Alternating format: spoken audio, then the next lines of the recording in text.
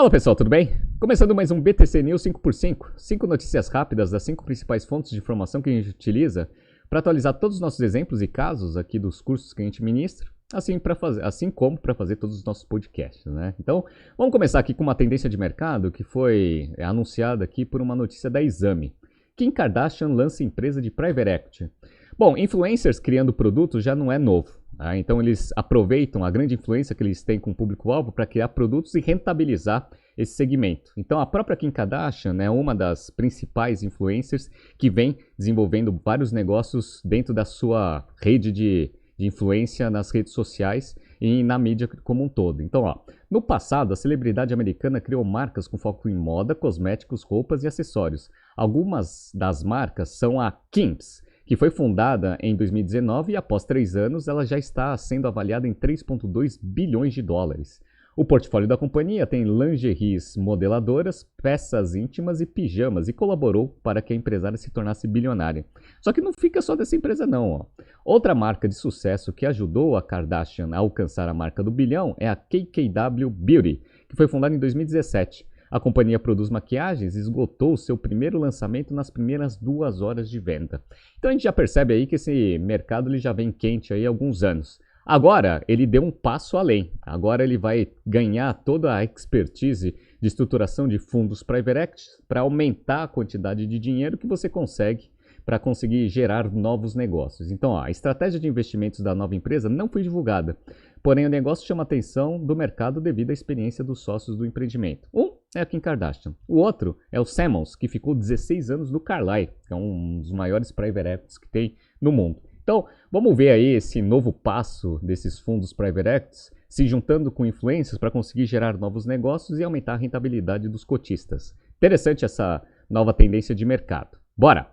Nova notícia aqui do Neofeed. Shopee reduz operações na América Latina, mas Brasil sai ileso dos cortes. Bom, a gente está vendo que existe uma desaceleração forte em várias regiões do mundo devido à situação macroeconômica que a gente está vivendo. O Brasil, a princípio, ele está melhorando, está despontando em relação aos outros países, então, aparentemente, a operação Brasil da Shopee ela não vai receber os cortes, mas as outras operações sim. Então, México, Chile, Colômbia e Argentina sofreram diversas iniciativas de redução de despesa e até fechamento de operação para conseguir otimizar o portfólio da Shopee para conseguir melhorar os seus resultados. E geralmente esses anúncios eles vêm depois de um anúncio de resultados muito ruins. E foi o que aconteceu. Então, o novo posicionamento foi precedido pela divulgação do grupo de um prejuízo líquido. Aqui na notícia da Neofeed está falando 596 milhões de reais, mas é dólar, tá?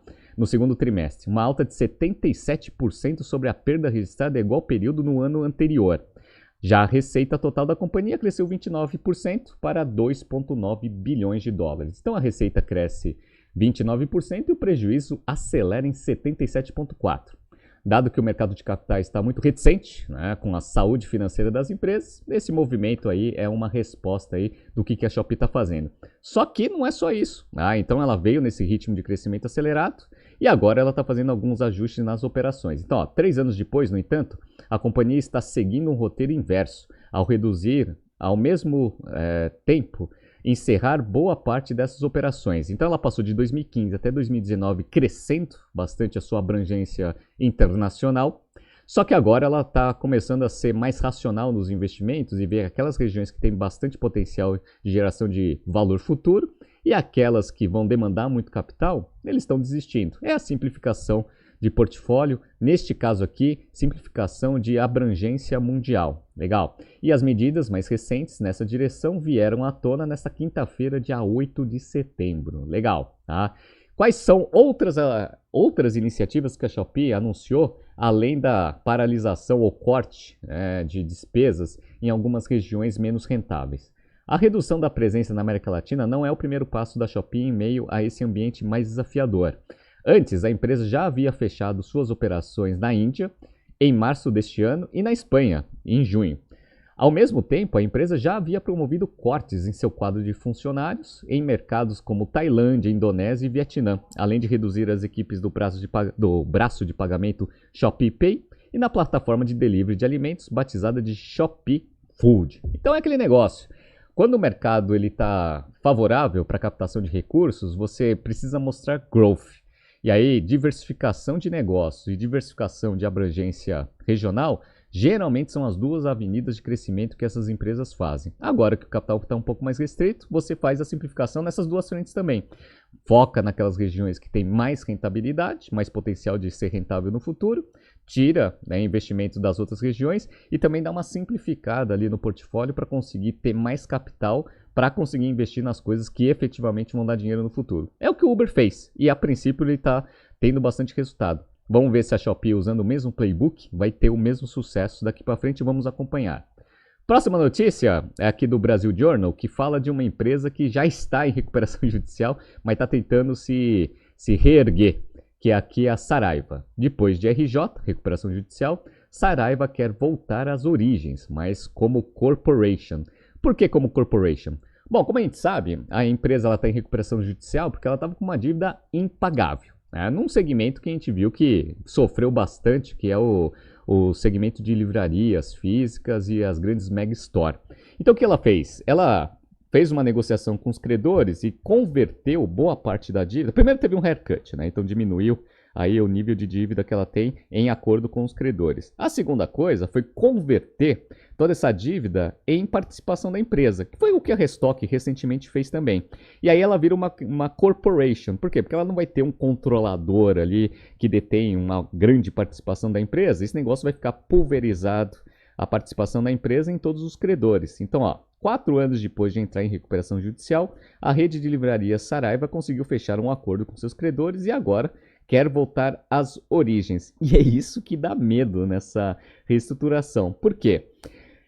Ela tinha a maior base de lojas físicas no Brasil. Então, a Saraiva chegou a ter 114 lojas no país. Quando entrou em RJ, em 2018, tinha 80. Hoje são 32 livrarias em 16 estados. Então, ela teve que diminuir bastante o tamanho da operação, até porque o segmento, né, ele foi bastante atingido pela venda online, principalmente da Amazon e outros e-commerce que também comercializavam livros. Legal. Então, era de se esperar que a empresa ela fizesse todo esse processo de, primeiro, reestruturar sua dívida e depois fazer um turnaround operacional. Legal, tá? Só que, resolvida a reestruturação da dívida, a Saraiva ainda precisa fazer o turnaround da operação. Por quê? Porque no segundo trimestre a empresa teve um EBITDA negativo de 9,7 milhões, ante 19 milhões também negativos no mesmo período do ano passado. O prejuízo ficou em 19 milhões, uma queda de 20%.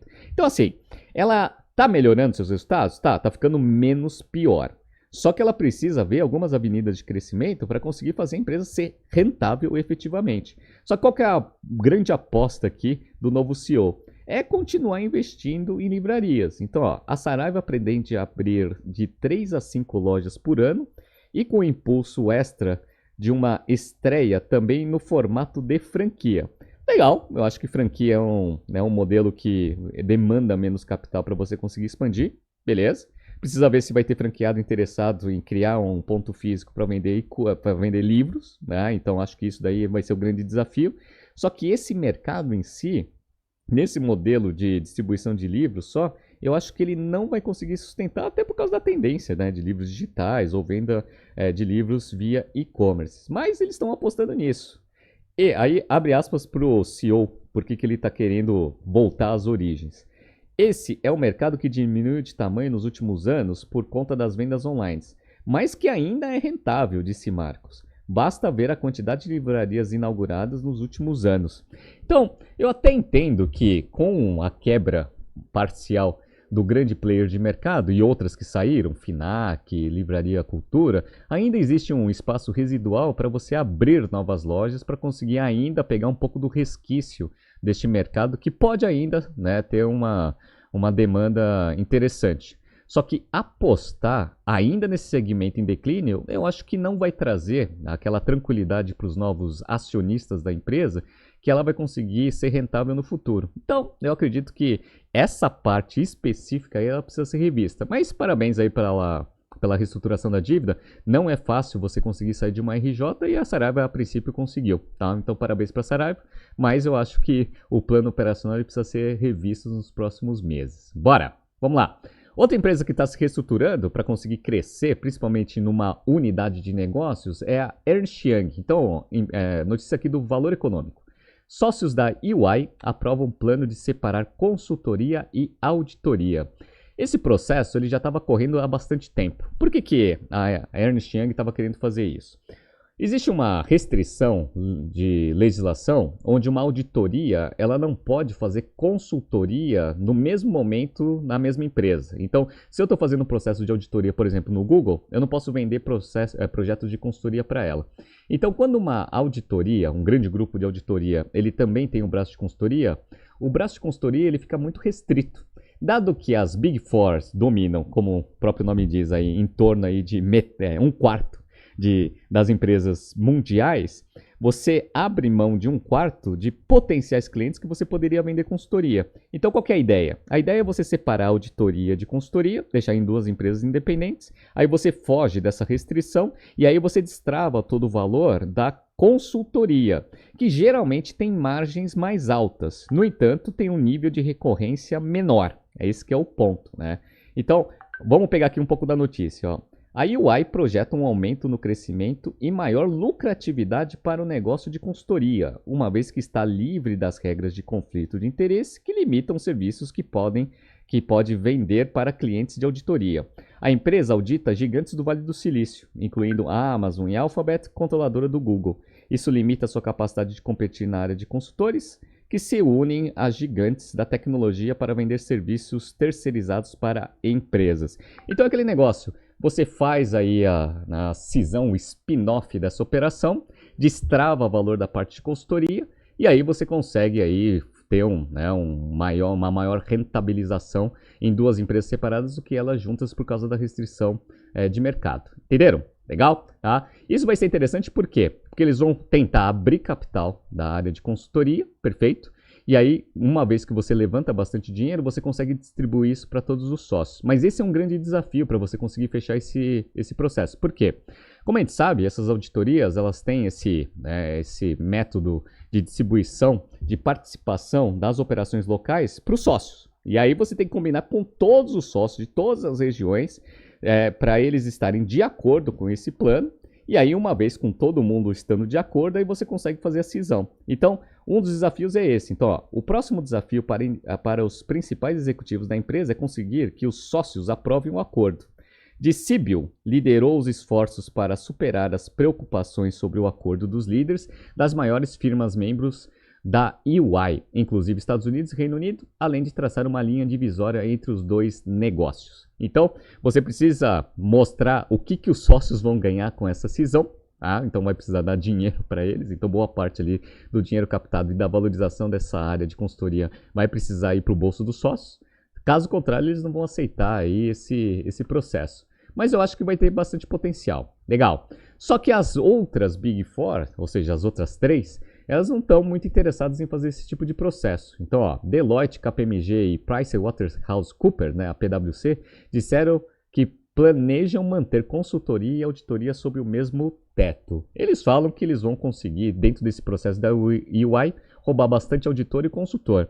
Eu discordo um pouco disso. Por quê? Auditor até talvez, mas o que eu vejo, olhando um pouco aí, conhecendo um pouco dessas operações, é que quando você entra como sócio de consultoria num negócio que tem auditoria como seu carro-chefe, as políticas de remuneração das consultorias não são iguais às políticas de remuneração de consultorias puras. Então, os próprios sócios aí da área de consultoria de uma EY, por exemplo, a princípio ganham menos dinheiro do que poderiam ganhar, dado que os projetos de consultoria geralmente eles têm uma rentabilidade maior. Então eu acredito que vai ter o efeito inverso. Muita gente de auditoria, a princípio, se tiver um pouco de expertise em consultoria, vai querer migrar para essa nova empresa. E aí, eventualmente, vai ficar mais difícil você conseguir roubar pessoas de consultoria para trabalhar nas outras três grandes auditorias do mundo. Então vamos ver o que vai acontecer. Então esse movimento é interessante porque tira um pouco do conflito de interesse que existe dentro desse mercado e destrava valor na área de consultoria da EY. Bora, vamos lá. E para a gente fechar aqui esse BTC News 5x5, eu vou deixar uma história aqui que foi divulgada aqui pela Forbes. Porsche Cayenne, 20 anos de ousadia que deu certo.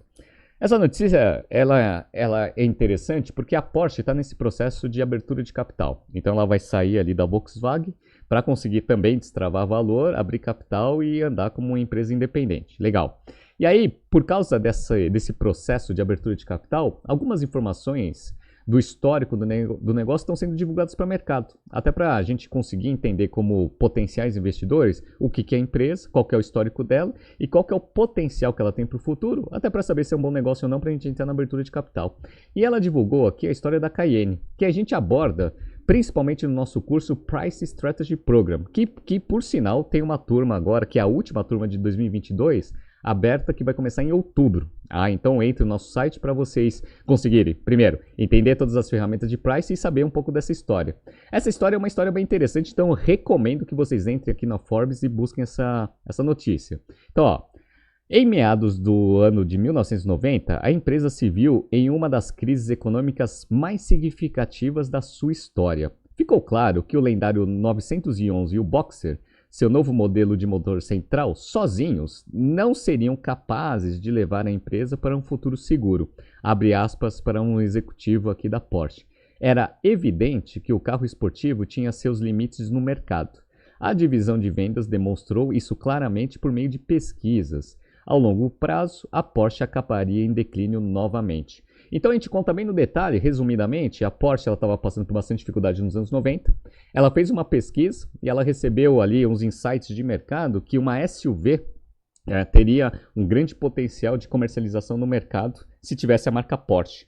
E aí eles começaram a fazer todo um processo que a gente ensina lá no curso de pricing, de tentar entender o willingness to pay do cliente, para você conseguir saber o custo target do modelo, para você conseguir tomar as decisões do que ia e o que não ia dentro do modelo. E aí, com o custo target e com o preço definido já por pesquisas de mercado, você conseguiria saber a rentabilidade desse modelo e, eventualmente, o quanto que você poderia investir e qual que seria a rentabilidade do investimento do negócio propriamente dito. Legal, tá? E esse processo foi muito bem conduzido pela Porsche. Tanto é que a Cayenne é o carro que mais dá lucratividade para ela atualmente, em termos de volume e lucro absoluto. Então, e uma coisa interessante desse projeto, que está descrito aqui na notícia, é que ela foi concebida junto com a Volkswagen e desse mesmo projeto saiu uma outra SUV, só que não da Porsche. Então, olha, como se tratava de um novo mercado, a empresa buscou um parceiro para desenvolver seu terceiro produto.